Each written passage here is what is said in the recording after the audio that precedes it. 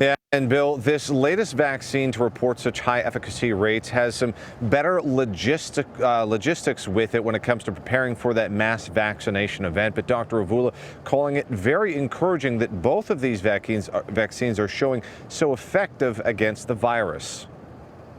For the second time in a week, a company racing to create a coronavirus vaccine reported promising early results, as Moderna says an independent analysis shows its vaccine has an over 94% effective rate.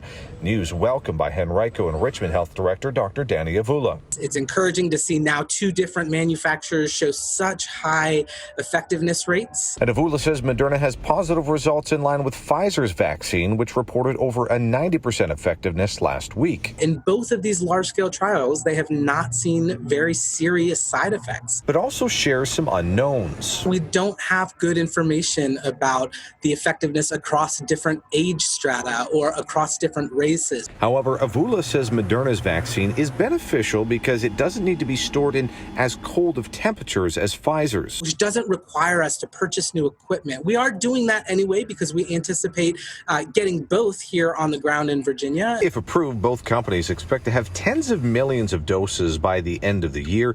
And Avula says with two viable, effective candidates, they'll likely get to their first phase of high priority vaccination candidates sooner. Healthcare workers, those healthcare providers, nurses, and other staff working in hospitals and outpatient settings, and then our staff and our residents of long-term care facilities.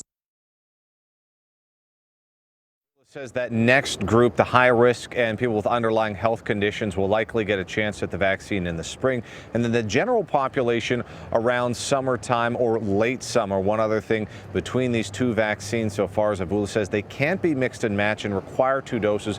So there'll have to be strong record keeping to make sure that whichever you get the first time, you get the second time. Working for you in Richmond, Kevin Thompson, CBS 6 News.